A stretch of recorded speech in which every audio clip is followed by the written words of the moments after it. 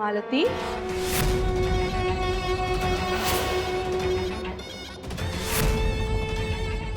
एवढ्या रात्री वर आर्याच्या खोलीजवळ?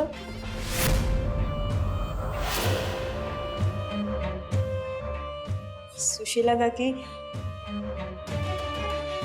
तुम्हाला काय वेगळं सांगायचं?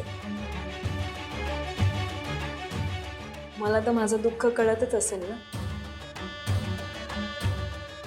फौजदार पण नाहीये, एकटीला खोली खायला उठते हो, झोप लागत नाही, सारखी तळमळ सुरू असते. म्हणून म्हटलं की आर्याजवळ जरा मन मोकळं करावं म्हणून आले होते. माझं काय, मी रात्रभर जागी राहीन, पण माझ्यामुळे उगाच आर्याला पण जागं राहावं लागेल आणि तसं बी तिला झोप लागली असेल आता, म्हणून मी परत आले. मला ठावाय समज, मी बी याच दुःखात गेली. तुला खरं सांगू, आईच माझ्या आधार आहेत बघ. ते आता नाही आहेत, उरळी कांचनला गेलेत. तू चल माझ्या बरोबर त्यांच्या खोलीत झोपाय. हा नाही मग मी येते तुझ्या बरोबर तुझ्या खोलीत. नाही सुशीला काकी, राहू द्या, मी बरी आहे आता. मी जाते, माझ्या खोलीत आराम करते. मालती,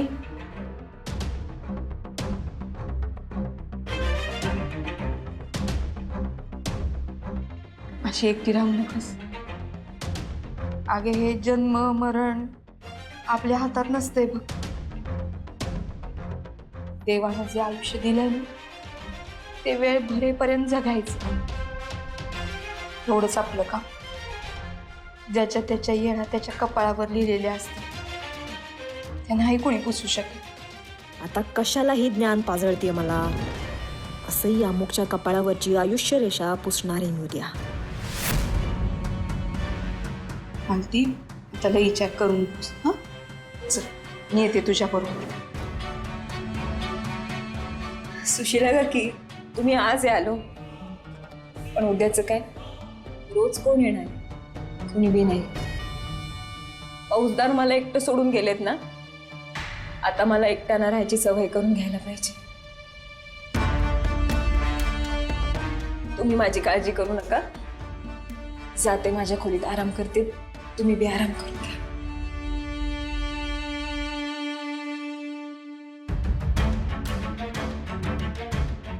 ही मालती खरं बोलत होती का नाटक करत होती काही कळत नाही. एकीकडे म्हणती एकटं वाटतंय, पण माझ्या खोलीत बी यायला तयार नाही आणि मला बी येऊ द्यायला तयार नाही. काहीतरी गडबड नसेल ना? हो, काय काय खरं काय खोटं देव जाणे. पण पोरगी दुःखात आहे हे बी विसरून चालणार नाही. तरी बी लक्ष ठेवायला पाहिजे हिच्यावर. तिचा स्वभाव म्हणजे ना कुत्र्याचं शेपूट आहे, काय बी केलं तरी वाकडच.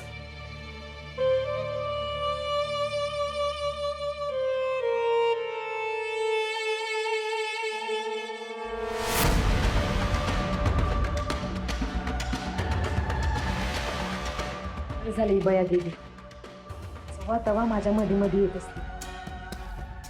बरं झालं, तिला विश्वास पटला माझ्या बोलण्यावर. तुम्ही बघायच्या आत मला माझ्या खोलीत गेली पाहिजे.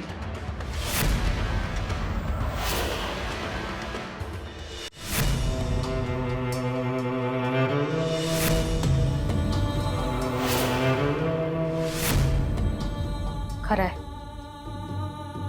गुरुजींनी आर्याला वाड्यात कोंडून ठेवलाय, त्यामुळे तिचा मूर्तीचा शोध आता बंद झालाय.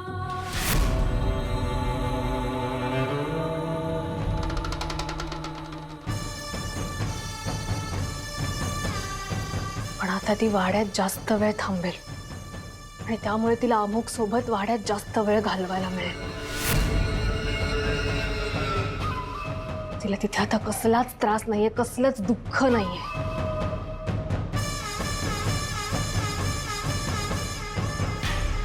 आणि तिचे आई वडीलही सुटलेत आणि अमुक अमुक तर तिच्या प्रेमात पार बुडालाय आणि मी इथे तळमळतीये. नाही, मी हे नाही सहन करू शकत. मी नाही सहन करू शकत हे. आर्याच्या आयुष्यात आता ठिणगी टाकल्याशिवाय मी गप्प बसणार नाही.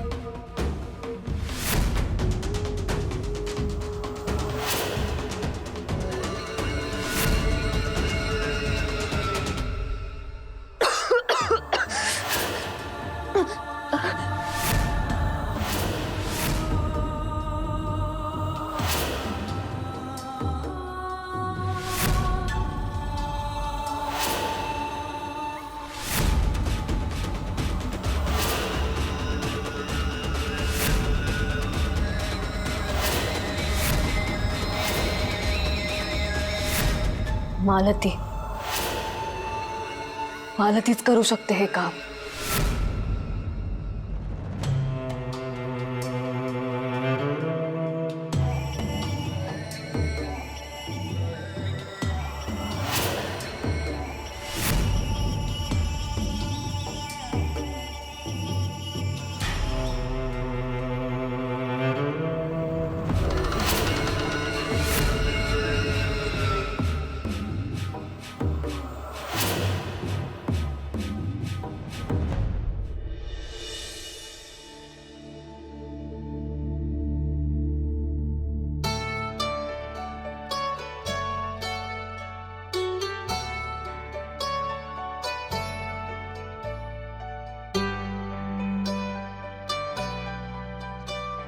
काळूबाईच्या नावानं चांग भलं.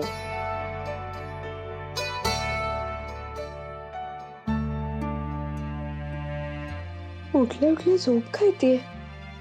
झोप तर झालीये माझी. जाऊ दे, उठते आता.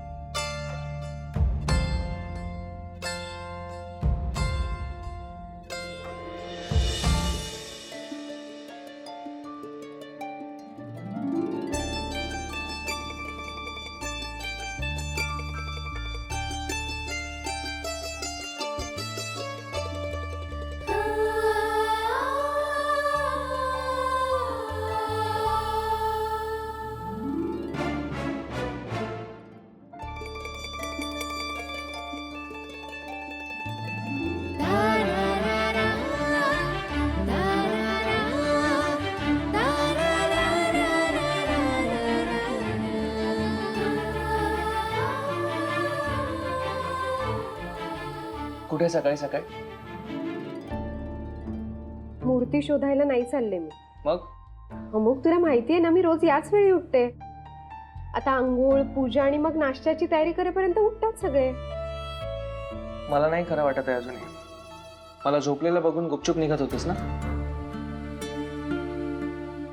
अमुक असं काही नाहीये. तेव्हा मी तुझ्याशी खोटं बोलले कारण नाईलाज होता. पण ट्रस्ट मी, इथून पुढे मी मूर्ती शोधायला जाईन ना, तुला सांगून जाईन. प्रॉमिस. नक्की? हो. Okay, I trust you. चला. कुठे? कुठे म्हणजे काय? तू तुझ्या कामाला जा, मला एक्सरसाइज करायला जायचंय. बरं, माझ्यासाठी मस्त बदामाचा शेक बनव. ओके? चालेल. ऐक ना, मी पण येऊ एक्सरसाइज करायला? अरे, इथे आल्यापासून हे सगळं आयुष्यच बदललंय. मुंबईत मी आणि संकेत रोज मॉर्निंग वॉकला जायचो. चल, मी आता पुन्हा सुरू करते सगळं. नको. का? अगं, आय मीन तू आलीस तर अर्धा वेळ तुझ्याकडे बघण्यातच जाईल ना माझा.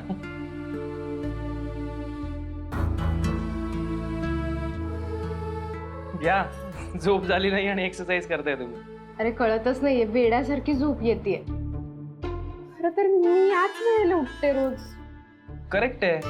रोजच्या प्रमाणे काहीतरी विचार करत ना रात्री लेट नाईट जागत बसली असशील. झोप झाली नाहीये झोप. अहो अरे नको राहू दे, मी आवडते. काही आवरायची गरज नाहीये. झोप. एक दिवस लेट उठलेलं चालतं आणि तसंही पहाटच झाली अजून. झोप तू झोप. ऐक माझं थोडा वेळ झोप. आराम कर. मी आलोच. हो.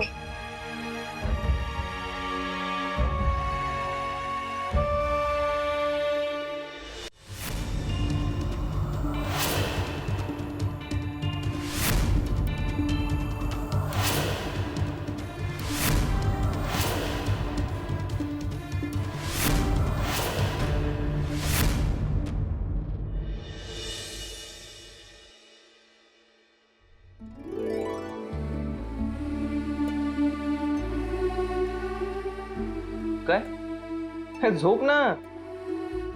आराम करा नाहीतर मला गेलेलं बघून पुन्हा कामाला लागशील. आराम कर. आलोच मी.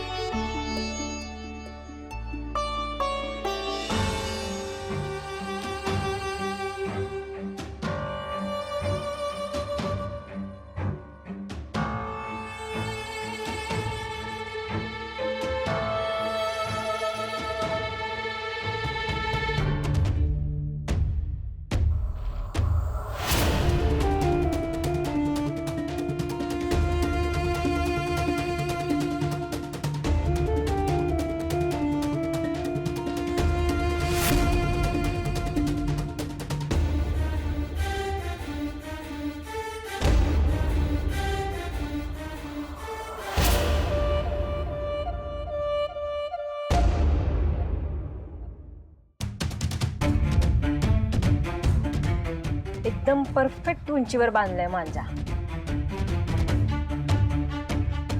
रात्री मानेपर्यंतचं माप अगदी परफेक्ट घेतलेलं मी. आता येईल सकाळ सकाळ टेरेसवर एक्सरसाइज करायला. घाईघाईनं दरवाजा उघडेल आणि डायरेक्ट मांजा त्याच्या मानेवर.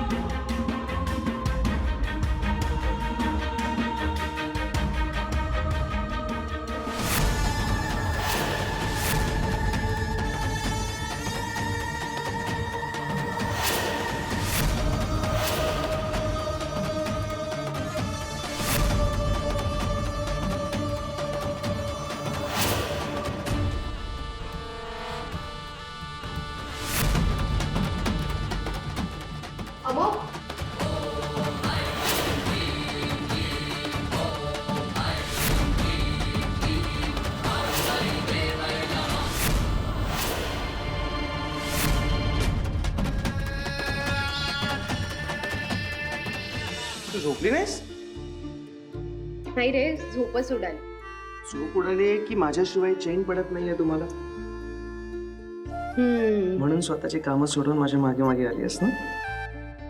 काय करणार, ज्या क्षणी माझा नवरा मला भेटला ना त्या क्षणापासून तो माझी पाठच सोडत नाही. हा पण खरंय, सुरुवातीपासून आठवलं तर तसंच वाटतंय सगळं. ऍक्च्युली लग्नाच्या गाठी स्वर्गातच बांधलेल्या असतात या म्हणीचं उदाहरण होतं. पण हो ना. आणि सुरुवातीला तर एकमेकांच्या मनाविरुद्ध एकमेकांशी लग्न केले आपण. पण आता एकमेकांशिवाय चैन सुद्धा पडत नाही आपल्याला. ही कशाला आली इथे आणि हा पुढे यायचं सोडून तिथंच बोलत बसलाय.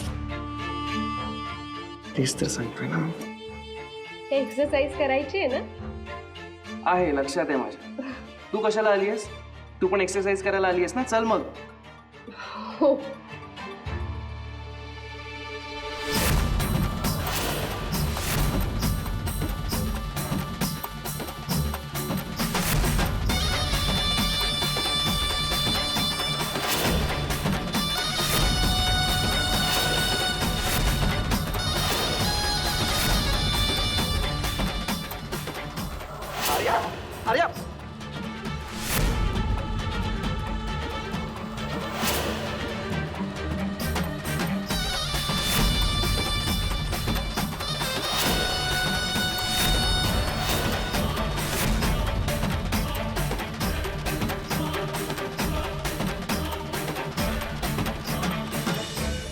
काय चाललंय हे? एवढा परफेक्ट प्लॅन केला होता आणि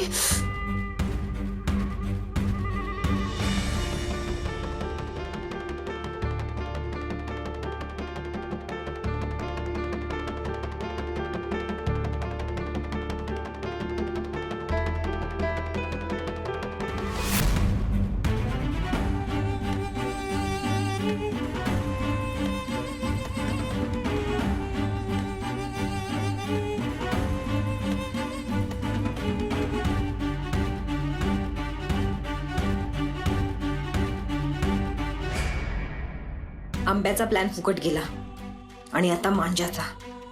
का तडमडली ही आर्या? ती जर आलीच नसती तर आता एव्हा ना.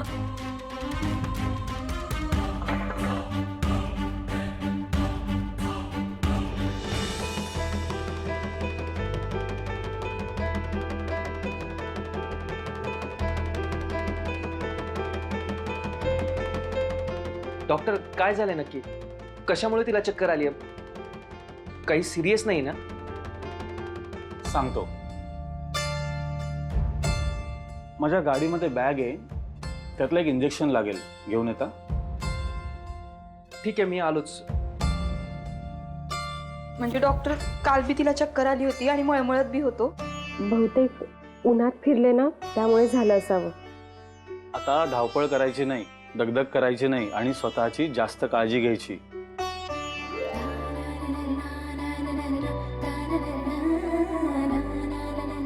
काय झालं काकू, तुम्ही हसताय का? मग हत्तीची अंबारी बोलवायला हवी आता.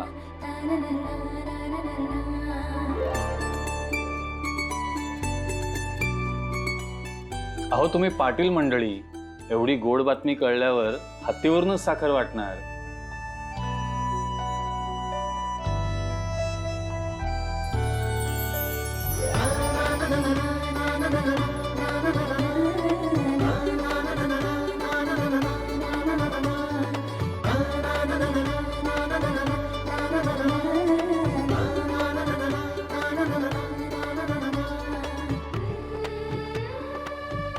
खरंच लई आभारी आहे तुमची. लई गोड बातमी दिलीत बघा. अहो ही बातमी अमोघलाही द्यायला हवी, अभिनंदन त्याचंही करायला हवं. तो तर नाचायलाच लागेल.